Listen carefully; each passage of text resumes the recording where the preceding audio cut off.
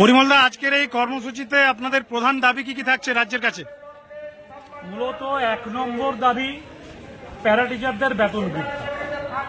এই দাবির সঙ্গত কারণ এই সরকার গ্রুপ সিডি চুক্তিভিত্তিক কর্মী তাদের মাইনে কয়েকদিন আগে গত ২৪-এ বাড়িয়েছে। আমরা বলছি অন্তত সেই মাইনেটা প্যারা টিচারদেরও স্ল্যাব ভিত্তিক দেওয়া হোক। এটা প্রথম দাবি, প্রধান দাবি। আরো অন্যান্য যে দাবিগুলো আছে, পার্শ্ব শিক্ষকদের দীর্ঘদিনের অধিকার, তাতে ইপিএফ এর অধিকার নিয়োগ থেকে যারা রিটায়ার করছেন তাহলে তারা সবাই পেনশনের সুযোগ পাবেন। রিটায়ার অবসরের পর তারা একটা মোটা টাকা পাবেন। তাহলে নিয়োগ থেকে টাকা সরকার দিতে চাইছে না। সরকার তার থেকে বেশি টাকা কোর্টে কেস করে অভিষেক মনু সিংভির মতো দামি উকিলের পিছনে খরচ করছেন এবং সরকার বলছেন যে ১০০ কোটি টাকা খরচ করব, তাও ৪০-৫০ কোটি টাকা আমাদের যে ইপিএফ এর টাকা সেই টাকা দেবে না সরকার। এই শত্রুতামূলক আচরণ করছে আমাদের। শাসকপন্থী সংগঠনের বক্তব্য, যে বক্তব্যটা তারা প্রতিবারই আন্দোলন যখনই আপনারা ডাক দেন তারা প্রেজেন্ট করে সাধারণ পার্শ্ব শিক্ষকদের কাছে যে সবকিছু রেডি, এই সময়টাতেই নিখিলবঙ্গ হোক বা আমরা বঞ্চিত হোক তারা রাস্তায় নেমে সমস্ত কিছু বানচাল করে দেয়। তো এই বিষয়টাকে কিভাবে কাউন্টার করবেন? আপনি ঠিকই বলেছেন, আমরা নামলেই ওনারা রেডি বলেন, তার বাইরে ১৫ বছর ধরে ওনাদের মনে থাকে না। ওনারা আসলে নিজেরাও বিভ্রান্ত, জানেনও না কিছু। ওদের কাজ প্যারা টিচাররা নীরব থেকে তিলে তিলে মরে যাক, এইটাই ওদের সংগঠনের মূল উদ্দেশ্য। প্যারা টিচারদের কোনো স্বার্থ ওরা দেখতে চায় না, দেখেনি, এটা এ রাজ্যের প্যারা টিচাররা জানে। রাজ্যের শিক্ষামন্ত্রী বর্তমানে সংগঠন সাজাতে ব্যস্ত, আমাদের কাছে যা খবর। বিভিন্ন জেলা থেকে তারা যারা পদাধিকারী হবেন তাদের কালেকশন চলছে, আমাদের কাছে যা আপডেট এসছে। কিন্তু ভাতা বৃদ্ধির যে বিষয়, যে নিয়ে রাজ্যের শিক্ষামন্ত্রী লোকসভা ভোটের আগেই কমিটমেন্ট করেছিলেন পার্শ্ব শিক্ষকদের সভা থেকে যে সবকিছু মন্ত্রিসভায় রেডি হয়ে গেছে, আমরা দেখলাম লোকসভা ভোট শেষ, বিধানসভা ভোট সামনে চলে এসছে, এখনো পর্যন্ত ডাক্তারদের বেতন বাড়লো, আপনাদের জন্য কোথাও কিছু হলো না। কি বলবেন এই বিষয় নিয়ে? আপনি তো সঠিক কথাই উল্লেখ করেছেন।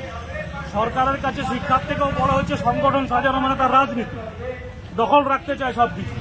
কিন্তু যার জন্য সরকার, মানুষ তো সংগঠন সাজানোর জন্য সরকারে নির্বাচিত করেনি যাতে ছেলেরা শিক্ষার সুযোগ পায়। আর প্যারা টিচারদের মাইনে কম থাকলে গরিব ঘরের ছেলেরা যে ভালো শিক্ষার সুযোগ পাবে এটা হতে পারে না। তাহলে সরকার অমানবিক, সরকার জনগণের প্রতি দায়বদ্ধতাহীন, প্যারা টিচারদের প্রতি দায়বদ্ধতাহীন, ওরা দলদাসের কাজ করছে, এটাই বলবো। রাজ্যের এই মুহূর্তের আপামর পার্শ্ব শিক্ষককে কি বার্তা দেবেন সর্বশেষ আজকের এই কর্মসূচি থেকে?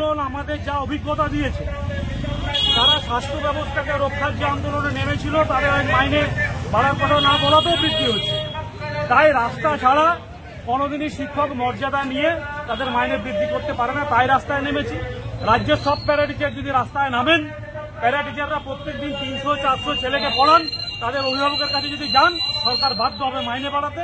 একটা স্কুল বন্ধ করার ক্ষমতা সরকারের থাকবে না, সব স্কুল টিকবে, প্যারা টিচাররা টিকবে, এটাই আমরা বলতে চাই। এবং সবাই নামুন রাস্তায়।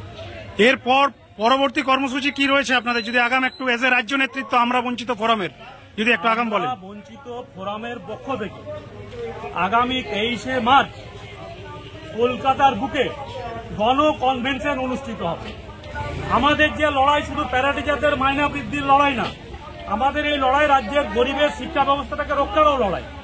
সেই লড়াইয়ে ২৩-এর গণ কনভেনশনে রাজ্যের বিশিষ্ট অংশের মানুষ থাকবে, প্রাক্তন বিচারপতি, আমাদের আইনজীবীরা থাকবে, ডাক্তাররা থাকবে, ছাত্ররা, অন্য ক্ষেত্রে শিক্ষার সাথে যুক্তরা, অভিভাবকরা, সবাইকে নিয়ে কনভেনশন করা এবং যে চুক্তিভিত্তিক কাজ আগামী দিনের ভবিষ্যৎ, তাতে তারা যেন মর্যাদার সাথে বাঁচে, তাদের মাইনে বাড়ে এবং রাজ্যের জনগণের অর্থনৈতিক ক্ষমতা বাড়ে, সেই লক্ষ্যেই কনভেনশন ২৩ তারিখে।